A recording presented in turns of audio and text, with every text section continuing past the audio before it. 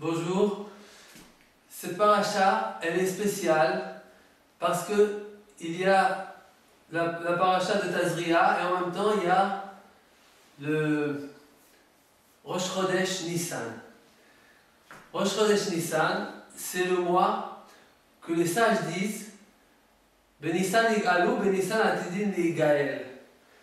En Nissan, on a été délivré d'Égypte et dans Nissan, au futur, on sera délivré de la galoute. J'ai entendu de Rav Zamir Cohen. Le mois de Nissan, c'est un mois qui a une priorité, qui a une capacité un peu spéciale pour la Géoula, pour la délivrance, plus que tous les mois de l'année. Mais ça ne veut pas dire que tous les mois de l'année, le peuple d'Israël ne peut pas être délivré. On peut être délivré chaque instant, chaque jour, chaque semaine, chaque mois, chaque année. Mais le mois de Nissan, il a une spécialité de Géoula. Quand les Israël ils sont sortis d'Égypte, Akadosh Baruch Hu leur a dit il faut sortir. Il ne fallait pas attendre, il fallait sortir tout de suite. C'est pour ça qu'ils n'avaient même pas le temps de faire le pain. Le pain, il n'a pas eu le temps de gonfler. Alors c'est resté la matzah. Et ils sont tous sortis, 600 000 hommes, à part les femmes et les enfants, et les vieux et les jeunes. Il y avait à peu près, d'après le Hafetz Chaim, 5 millions de personnes. Comment est-ce possible de sortir dans un désert sans se poser la question comment on va être nourri, comment on va boire, comment on va manger, comment on va être protégé par le froid la nuit, comment on va être protégé par la chaleur du jour, comment on va être protégé des bêtes féroces. Comment est-ce possible qu'ils n'ont pas posé les questions? Ils sont sortis parce qu'Hachem a dit, parce que Moshe a dit, qu'Hachem a dit, et ils sont partis. C'est marqué dans la Torah, Bechipazon. C'est quoi Bechipazon? Ça veut dire, subitement, sans réfléchir, un geste qui est fait par réflexe, sans réfléchir, sans calculer. Alors c'est pas normal. Normalement, quelque chose qui est fait subitement sans réflexion, normalement 90%, 99% qui rate. Comment est-ce possible que la délivrance du peuple entier d'Israël, que là il est devenu le peuple, c'est là que le peuple d'Israël est devenu le peuple d'Israël, c'est à la sortie d'Égypte. Il est devenu par un geste, qu'on peut le dire c'est un geste subitement, c'est un geste sans réflexion, c'est un geste un peu fou. Comment on peut se lancer dans une aventure qui est dangereuse, très très dangereuse, et en plus pour des enfants, des familles entières? La réponse, Akadosh Baruch Hu, il a dit à Yirmiyahu Hanavi, le prophète, dit à Israël, je me rappelle, Zacharti lach, Chesed Neoraïr, le geste de bonté que tu as fait avec moi quand tu étais jeune. Ahavat Kelolotaïr, l'amour que tu avais quand on s'est mariés ensemble.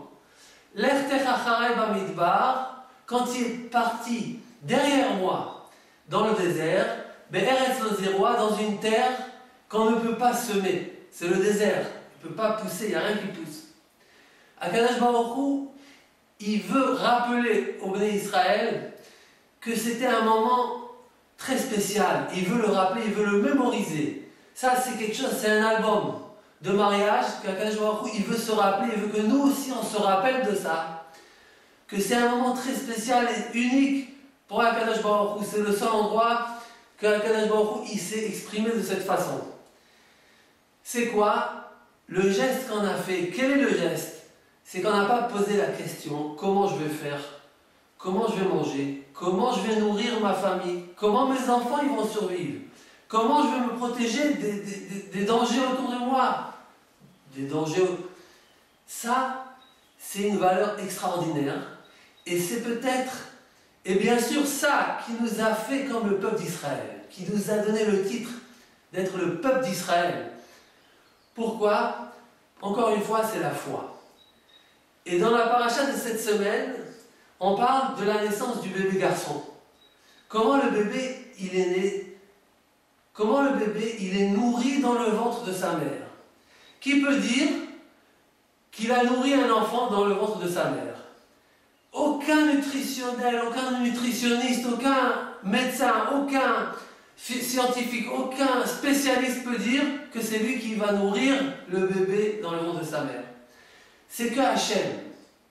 Le bébé, peut-être dans le ventre, il remercie Hachem, il prie Hachem. Oui, on sait, c'est marqué dans la Gemara, que le bébé, il apprend toute la Torah dans le ventre de sa mère.